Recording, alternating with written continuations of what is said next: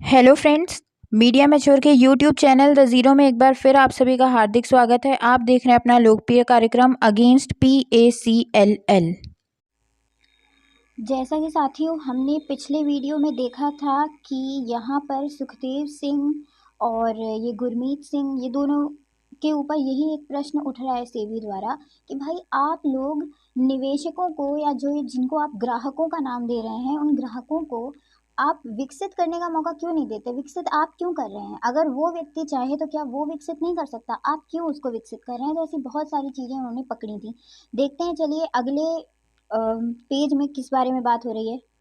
इसके आगे यहाँ पर सेबी कह रही है कि जो अधिकार है मेंटेन करने का, किसी भी चीज़ की मेंटेनेंस करने का, इनके प्लॉटों की, इनको विकसित करने का, और इनमें जो भी प्रोड्यूस होगी यानी गेहूँ चावल जो भी चीज़ें उगा रहे हैं उसको बेचने का भी अधिकार मात्र PACL के पास है। इसके आगे जो भी वो उसके ऊपर उगा रहे हैं उस पर ग्राहक का कहीं भी कोई भी अधिकार नहीं है पहले के 6 सालों तक। यानी 6 वर्षों तक ग्राहक ये नहीं बोल सकता कि इसके ऊपर जो गेहूं उगा है वो मेरा है, जो चावल उगा है वो मेरा है, उसको मैं बेचूंगा।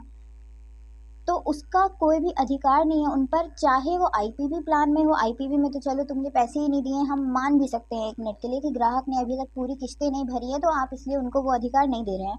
लेकिन CDPP प्लान में जहाँ एक ही बार में ग्राहक ने आपको सारे के सारे पैसे दे दिए, तो उसके बाद क्यों आपने उसको अधिकार नहीं दिया? जबकि आपने एग्रीमेंट में जो भी करार किया है, जो आपने उसको प्लॉट अलॉट कर दिया, उसके संबंध में जितने भी कागजात है उसमें लिखा हुआ है कि ग्राहक ही इस जमीन का मालिक है। तो फिर क्यों उसका उस अनाज पर, उस सब्जी पर, या उस होटल पर, उस कॉलेज पर, उस यूनिवर्सिटी पर जो भी वहां पे चल रही है उसमें उसको शेयर नहीं मिल रहा है? क्यों उसका मुनाफा उसको नहीं मिल रहा है, जबकि मालिक तो वो खुद है? जहां अब एग्रीमेंट में एक और लिखा हुआ है कि वो मालिक है, वहीं दूसरे किसी पॉइंट में लिखा हुआ है कि ग्राहक का कंपनी की जो भी उसमें प्रोड्यूस होगी उस पर कोई अधिकार नहीं है। जैसा अभी हमने बताया, शुरुआत के 6 साल तक। तो सेबी बोल रही है कि जब आप उसको ये अधिकार दे ही नहीं रहे हैं तो वो कैसे मालिक हुआ? जबकि CDPP प्लान में जब ग्राहक ने आपको पूरा पैसा दे दिया तो वो शुरुआत के 6 साल क्यों रुके अपने अधिकार के लिए? क्यों उसको पहले ही मुनाफा नहीं मिल रहा है? 6 साल का इंतजार किस लिए किया जा रहा है? और सेबी ने इस चीज़ पे भी ध्यान दिया कि ग्राहक जब आपकी ऑप्ट आउट कर रहा है कि भाई अब मेरे को प्लॉट नहीं चाहिए, अब मेरे को सिर्फ पैसा चाहिए, तो फिर जैसा बॉन्ड में पैसा लिखा है वो वैसा का वैसा उसको दे रही है पैसा। उसमें 20% वगैरह जो काटने के लिए लिखा हुआ है वो कुछ भी PACL काट ही नहीं रही है। बहुत से ग्राहकों को उन्होंने पूरा का पूरा पैसा दे दिया है जिन्होंने प्लॉट नहीं भी लिया है। जबकि वो जो पैसा वहां पे लिखा हुआ है, टोटल मैच्योरिटी का पैसा, वो पैसा तो प्लॉट की कीमत है। इसके बाद जो ये इन्होंने ये टैक्स वगैरह भरी, वो टैक्स वगैरह उन्होंने तो उसमें कहा है कि डेवलपमेंट चार्जेस, ये चार्जेस, वो चार्जेस सब उसमें भरा डला हुआ है। अलग से हम ग्राहक से कुछ नहीं देंगे। तो इसका मतलब PACL ने जो टैक्स भरी, जो अन्य जो भी चीज़ें उस प्लॉट से संबंधित क्रय क्रय वगैरह था, वो सब PACL ने किया अपनी जेब से। तो वो काट क्यों नहीं रही है उसमें से? पूरा का पूरा पैसा कैसे ग्राहक को दे रही है? इसके अतिरिक्त जो करार PACL और ग्राहक के मध्य होता है, उस करार उसमें लिखा हुआ है कि 180 दिन पहले एक ग्राहक को PACL को बताना पड़ेगा कि मैं आपकी मार्केटिंग सर्विस लेना चाहता हूँ। मार्केटिंग सर्विस यानी कि मेरा प्लॉट नहीं चाहिए, आप मेरे को प्लॉट बेच करके मेरे को पैसा दीजिए। ये नोटिफिकेशन 180 दिन पहले देना है। और इसके बाद जब PACL को ये नोटिस मिलेगा, उसके बाद वो जब टेन्योर खत्म हो जाएगा, यानी जो आपका जितने वर्ष का खाता था वो खत्म हो गया, मैच्योरिटी का समय आ गया, उस समय वो जो है एग्रीमेंट के अनुसार और वो आपके नोटिस के अनुसार वो उसको बेचेगी प्लॉट को, उस प्राइस में, उस पैसे में, उस कीमत में जो आप लोगों ने एडवांस में तय करी होगी। यानी PACL, वो सेबी के कहने का मतलब है कि PACL बोल रही है कि ग्राहक हमको पहले बताता है और हम साथ में बैठ के एक दूसरे से वार्ता करके और फिर कीमत तय करते हैं कि भाई इतने में हम तुम्हारा प्लॉट बेच करके दे रहे हैं, और ग्राहक संतुष्ट होता है कि हाँ ठीक है बेच के दो, फिर हम उसको बेच के वो पैसा दे देते हैं। लेकिन PACL ने कह तो दिया, लेकिन किसी भी ग्राहक के साथ किसी भी प्रकार की ये आपसी सहमति से कोई करार हुआ ही नहीं प्राइस को लेकर के कि यानी प्लॉट की कीमत क्या रखी होनी चाहिए। इसके संबंध में बाद में कोई भी आपसी करार नहीं हुआ। जबकि जब PACL ने बॉन्ड जारी करके दिया, यानी पहली किस्त जमा हुई और बॉन्ड जो देती है PACL, उसमें जो वो कीमत लिखी हुई थी उन्होंने उसी कीमत में वो प्लॉट बेच के दे दिया। यानी बाद में कोई अलग से करार नहीं हुआ उसकी कीमत को लेकर के। जो ये 394 केस फाइल देखी सेबी ने, इसके अनुसार किसी भी ग्राहक ने कोई भी किसी भी प्रकार का नोटिफिकेशन या किसी भी प्रकार की वार्ता नहीं की गई पीएसीएल के साथ ग्राहक की उस कीमत को लेकर के। वो कीमत वो पहले से ही निर्धारित हो चुकी थी जब ये बॉन्ड जारी हुआ था। इसके बाद बात करते हैं उसकी ओनरशिप, मालिकाना अधिकार और कब्जे की। तो ये जो है एक सेल डीड के माध्यम से ग्राहक को दिया जाता है, जो कि प्लॉट अलॉट होने के बाद जैसे ही आपके पास अलॉटमेंट लेटर आता है उसके कुछ ही समय के बाद ये प्रोसेस चालू हो जाती है सेल डीड की।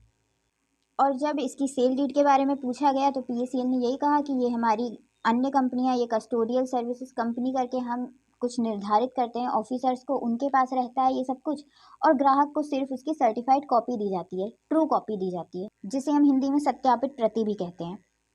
और किस चीज़ का हवाला देकर ये कह रही है कि भाई सेल डीड, सेबी का कहने का मतलब है सेल डीड तो मालिक के पास होनी चाहिए। आप क्यों अपनी कस्टोडियल सर्विस कंपनी या कहीं भी आप क्यों रख रहे हैं, आप ग्राहक को क्यों नहीं दे रहे हैं? तो पीएसीएल क्या बोलती है कि भाई अभी तक एग्रीमेंट पूरा तो हुआ नहीं है, किस्तें जमा कर रहा है, ग्राहक ने अभी पूरा पैसा तो दिया नहीं है, तो इसलिए हम उसको पहले नहीं देते सेल डीड, उसको सत्यापित प्रति देते हैं। ओरिजिनल सेल डीड जब पूरी पेमेंट हो जाएगी फिर देंगे। अब इसमें पीएसीएल के पास कोई जवाब नहीं है कि भाई सीडीपीपी प्लान में तो कोई किस्त बाकी ही नहीं है ग्राहकों की। 500 ग्राहकों के सैंपल में से 334 ग्राहक जो थे सीडीपीपी वाले थे, इनको आपने सेल डीड क्यों नहीं दी? जबकि इन्होंने तो आपको सबसे पहले ही पैसा दे दिया, इनकी तो कोई किस्त बकाया ही नहीं है, इन्होंने तो एक ही बार में पूरी पेमेंट कर दी। तो इसके संबंध में पीएसीएल के पास कोई भी जवाब नहीं था। फिर इसके आगे यहाँ पर पीएसीएल कह रही है कि हम यहाँ पर स्पेशल पावर ऑफ अटॉर्नी देते हैं ग्राहकों को, और ये क्यों दी जाती है ये हम चलिए अगले वीडियो में देखेंगे। ये 68 नंबर पेज तक हमने पूरा कर लिया है और यहाँ तक हमने निष्कर्ष निकाला कि सेबी ने इसकी हर एक चीज़ पकड़ी है पीएसीएल की, कि पीएसीएल क्या काम करती है। उसके बाद भी मौन धर के कौन बैठे थे? आपके ये प्रमोटर। और उसके बाद भी पीएसीएल कस्टमर्स एसोसिएशन लड़ रही थी। पीएसीएल कस्टमर्स एसोसिएशन ने सेबी की ये सारी दलीलें सुनने के बावजूद ना आप तक कोई बात पहुंचने दी, और प्लस जब इसकी अपील हुई सेट कोर्ट में, वो भी ऑर्डर हम सब पढ़ेंगे, जब सेट कोर्ट में अपील हुई तो वहां पर उन्होंने कह दिया कि यहाँ पे 25% निवेशक प्लॉट चाहते हैं, ये मैं मिलके चाहते 100 के 100% हैं, लेकिन 25% निवेशकों से मैं बकायदा उनके घर में जाके मिल के आया हूँ। तो इस बैन का हमको दोष सेबी को नहीं देना चाहिए, ना सेट को, ना सुप्रीम कोर्ट को, ना लोढ़ा कमेटी को। सबसे पहले दोषी है पीएसीएल कस्टमर्स एसोसिएशन, जिसके विरुद्ध कार्रवाई होना तय है।